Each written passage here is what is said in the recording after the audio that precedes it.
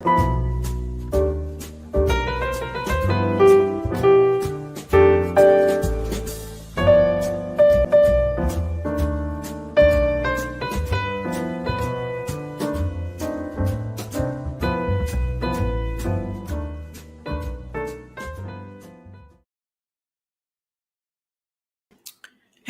traders, welcome to Charts and Coffee. Great to see everyone. Hope everyone's having a good Wednesday morning, post-election Wednesday morning. A couple reminders before we get started and tackle the questions is that remember that the election hot zone isn't a defined time. So it's really not even a hot zone because remember, to have a hot zone, we need a specific time that the bulk of the data is going to hit the market. One of the most challenging things about elections are going to be the day after, right? Where we're getting all the results and then we digest what that means. So far, I will say when you take a look at the 5-minute chart here on the screen to the left, that's the 5-minute. The zones above and below price, let me get my drawing tool here. Where is it? There we go. The zone above and below price, here and here, that is your volatility. So this is your volatility-based resistance. This is your volatility-based support. And this accounts for 68% of volatility. So this is sort of that's where your normal operating volatility is going to be waiting. And you can see we haven't shot through either one of these. So far the market is pretty darn organized, which is good. It bears some semblance to what we'd expect on any old Wednesday, not the day after midterm elections Wednesday. But keep an eye on 9:30 with the bell. I'm going to just basically be treating today as the caution day, which simply means that I need to be a whole lot more discerning about my entries. I'll be more conservative. I will likely play smaller size, and I will continue to observe what these volume levels are telling me about whether or not we're sort of trading a normal morning or whether it's a far more volatile morning compared to historical volatility movement. All right, so that's what we've got going on this morning. Right now, we've got an inside candle. So for those of you who may not know what an inside candle is, one of my favorite, I have a handful of simple patterns that are just so helpful. This right here, that's an inside candle for now. That means we are currently trading below the previous session resistance, but above the previous session support. So this is your low right there. That's your high. And as long as we don't exceed that with today's candle, meaning this candle right here, as long as you don't exceed that, that's an inside candle. That's a pause candle. That's the market basically saying we don't know what to do and we're not going to overreact. We're just going to stay within the confines of the previous session because the previous session adequately expressed whatever bullishness or bearishness we were feeling.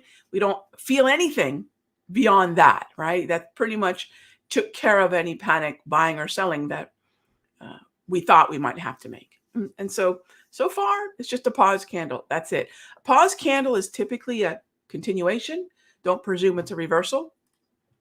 And those of you that just took my class, you know what to do with the inside candle, right? We start looking at levels. We'll talk about that this morning when we have our double header Sector Secrets Mastery Live Trading and Q&A coming up in about 15 minutes. All right, gang, so let's get to it. As always, this show is about your questions. And let's see what we have first up. All right, first symbol here, natural gas and crude oil. Yeah, let's take a look at what's going on with energy. Sure. Energy, oil stocks, these can be somewhat political. These can be somewhat political markets, meaning, depending on who's doing the voting, we could see a different amount of expectation for drilling and so forth, right? I mean, that's really where a lot of the election trading is going to take place. What are the anticipation for what we could see for especially crude?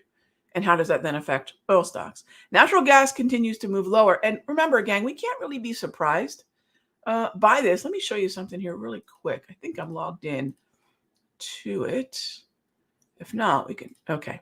So I like to use this service called SeasonX. I don't know these folks. I do like their service. They're the best seasonal charts I have found because they do some very important things. They detrend the market, and we can look at different look backs. So if I want to take a look at natural gas, you know what? Let's just do this right here and take a peek here. What do we typically see in wintertime? I think a lot of folks think it's winter, Rog. Shouldn't heating oil and natural gas be going up? No, they already did. Winter is not a surprise, right? We start anticipating the higher demand in winter in the middle of summer, right? So natural gas moving lower this time of year is quite normal, unless we see the EIA increase the heating degree days or we see some unexpected storms that would increase demand for natty. This is going to be a continual move lower until January, February, where, look, I think some of this seasonal is the fact that we do see storms into January and February, and that could account for that. But then when's that next bullish expectation for natty? Starting late, I would say, saying it's a mid to early February. All right. So that's natty. I would say natty is much more of a seasonal demand narrative than, say, crude oil is. So I would stick with the short side for the most part. I would focus on overbought resistance. On crude's a different story. I would like to get long crude more so than short. We are still duking it out with the 200 right here, the 200 exponential. We also have the anchored VWAP, so the first of year anchored VWAP still in play, an anchored VWAP, so really important, the AVWAP. We don't use rolling VWAPs. Getting above that would be relatively bullish. We have yet to do either of those things. However, it seems that at or just below the -1 standard deviation of the V-score, we get a little bit of support, or at the -2. So there's a couple of different support levels that would make sense for oversold crude. And anytime we're in a chop, gang, I cannot emphasize this enough. Anytime we're in a choppy trend, overbought, oversold, please do not expect follow through. Think more about overbought and oversold. Think more about the fade, right? What do we do at the ceiling? What do we do at the floor? All right, so that's what's going on with crude. Thanks for the question, Mr. Walker. All right, next up is, let's see here. Got a question about Cisco? Sure. All right, taking a look at Cisco. All right, what's Cisco doing right now? What is Cisco a part of? I think the bigger issue for Cisco, so when I say what is Cisco a part of, think about the ETF and also the index that Cisco may be, say, for example, a top 10, top 15 name within.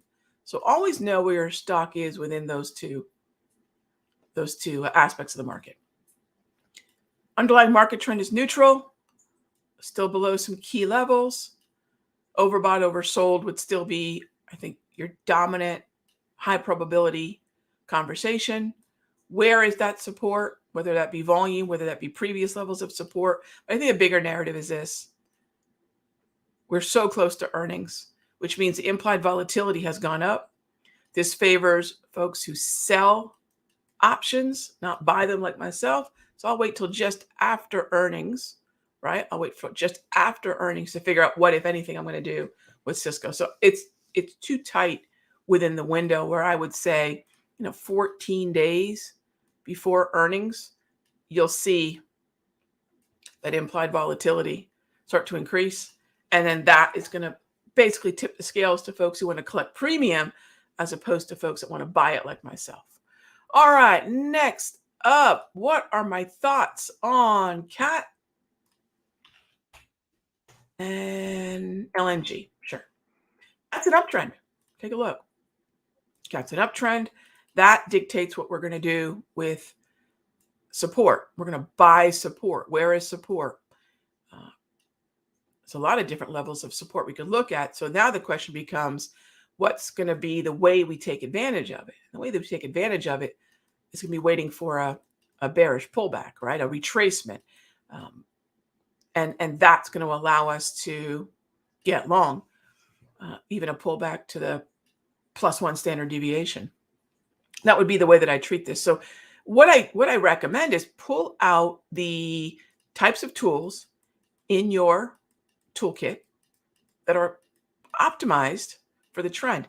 If you haven't stopped to ask, what are my indicators? What is this particular layout that I'm using optimized for, right? And then that would be a really good set of good set of to-dos for the weekend. What am I optimizing for when I look at the layout that I have? And I have a layout for volatility. I have a layout that I use for trend. So I know what each one of my layouts are optimized for, whether I go to a different layout here on TradingView, whether I go to a different layout on Thinkorswim. I also have, so I have volatility. I have a volatility layout. I have a volume layout. So I'm optimizing for different aspects. And depending on what the underlying market trend is, then I can choose which one, or ones, it might be more than two, might be all of them. But I know at that point what I want to favor, not only directionally, but what indicators are best capable of giving me entries when the market is trending. So really important there. What are you optimizing for in your layout with your tools, right? All right, so then Cheniere, bullish, not an uptrend though, not an uptrend though. Let's get through, we got through earnings, got through dividends. So I would say maybe a slow stochastic. Thank you, Darvis. Thank you, Darvis. Beautiful levels of support down in here. And when we move lower towards that level, that's going to be where I start thinking about getting long. Long could be the underlying stock, right? Long could be via calls, right? And then for those of you thinking, Rog, could I sell premium in this area? Could I sell puts? Remember your option to get long the stock, get long calls, or sell puts. They're all going to be the same. They're all going to be the same level. They're all going to be that same price level. And I think that's where a lot of traders get a little mixed up, get a little hurt, because they're thinking about different levels price-wise for different strategies, when we really want to find a singular price, a singular zone, and then think about the different strategies that we can deploy, right? So that's what I would look at on LNG. All right, next up is Tesla and S&P. Sure. All right, so when it comes to the S&P, we talked about the inside candle right now. I'm just going to say this, gang. I'm not interested in today being the day that we determine whether or not we want to go significantly higher or lower. If it seems at the moment, and I haven't looked in a few moments, let's see here. If it seems that we're looking at still a very, very tight race, the degree to which the expected majority, look, gang, I can't say this any clearer than this. I hate politics, especially when they're injected into the markets from the aspect of opinion. However, there are implications politics have on price. If we limit it to that, we're effective. Anything else, not so effective. All right. Having said that, if it's tight, if this race remains tight, and that what was expected is not what ultimately we get as today unfolds, then we could see a little bit more weakness. I don't believe these midterms are going to be that impactful on equities. I really don't. Unless there's a huge disappointment in terms of what was anticipated and discounted and ultimately what we get.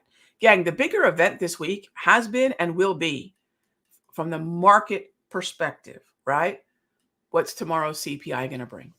That's it. So we can talk about what we want to talk about, and we should at least then know we're sort of just doing what we want to do, scratching our own itch, or we can look at what the markets are concerned about, focused on, talking about. Gang, far more important what the Federal Reserve is going to do next. Far more important in terms of trading, in terms of volatility, in terms of trying to figure out what the target rate probability is likely to be. Where are rates going? We know the implication of monetary policy is far, far reaching, and I would say also the more impactful. So what's that target rate going to be? And that's where CPI, I believe, is the bigger bigger event. I won't call elections a hot zone. It's the bigger event of the week, right? So I've traded through enough elections to tell you that anytime we get emotional about them, anytime we get political about them, you will lose money. It's just that simple. If we understand it's a volatility event and it's not really a data event, and we can see what was discounted ahead of the election, which was quite a bit of bullishness, and what the expected results were going to be, there's going to be probably a little bit of a letdown. Not because one party, it's the difference between what we thought was going to happen and what ultimately happened. So I'm already teetering a fine line of, again, it starts to get people very stirred up. And I understand, but it has no place in our trading. And so when it comes to S&P, remember, day trade today, let the opinion play out. Right now, it's fairly compressed because we have the inside day. And then remember, tomorrow is when we have the fireworks coming. All right. So that's ES. Now, Tesla is pretty related to ES and to NASDAQ. Yesterday, we saw that dramatic move lower on Tesla, and it continues. And we can't be surprised by this, gang. We can't. Tesla's been in a downtrend since October. Tesla's been in a downtrend since early October. So the expectation, the path of least resistance, right? The path of least resistance is down, gang, when we have a downtrend. So short the rip makes the most sense. We also know that Tesla is going to pull the XLY lower as long as it's weak. By the way, is Tesla the only culprit here? No. Amazon will as well. Amazon could pull the XLY lower as well. Amazon could as well. So one thing I am interested in on Amazon is whether or not this volume level, this -2 standard deviation, is going to hold. All we need to think about a potential buy would be a transition back to a little bit more of a neutral market trend. Okay, we don't have that yet, but you can see price is kind of very compressed and we're at a volume-based support level. I like that the price seems to be acknowledging that there is support in this area around 90. Who would have thought we could have picked up Amazon at 90? Tell you what, gang, while I'm not backing the truck up yet, I am waiting for my setup. I am waiting for my opportunity. I look at Amazon, and this is not quite yet, but this is pretty much akin to ringing the dinner bell. There's going to be a wonderful opportunity for those traders, well, I should say investors, with that longer term time horizon. We'll be talking about that in the Sector Secrets Mastery because there are a number of things like XLB and XLP that we've also already built positions within. And it's with a longer term time horizon. It's more, I like to think of my investments as position trades. I'm taking a position, but I always think about the fact that it really is a trade unless I'm really focused on increasing the number of shares that I own. Otherwise, I'm just looking to buy low, sell high. That to me is a trade. The fine line separating the two is how interested am I in, not how long I'm going to hold the trade, but how interested am I in reinvesting dividends and adding shares to my position. So that to me is how I separate my trading from investing. Do I mind a 20-year trade? Do I mind scooping up Amazon and just sitting with it? No, I don't mind that at all. And I'll put that in my longer term portfolio. So my expectation of an investment is that I inject some trading timing into it, that I think about support and resistance and time horizon, so that I'm not just buying it arbitrarily and thinking, well, I'm an investor, it'll go up, right? Okay. So yeah, a lot of really interesting opportunities presenting themselves right now, gang. A lot. And again, don't think about the end of this year, or don't even think about March of next year. Think about March of 2024. Think about the things that you're going to say, oh, I should have looked in 2022. I should have been willing in 2023 to scoop up some of these stocks. Because gang, I know you wouldn't guess it with all the bottom, everyone's telling us we're circling the drain and all the pessimism, but the general direction of the market, given time, that's our asset here, is up, is up. That's what it is designed to do. All right, so apart from Forex Factory and other hot zones, what are my next major market influences? Bonds and dollar. Yeah, I would say bonds and dollar are really two other ones that I'll focus on. Cash insomnia, yeah. All right, gang.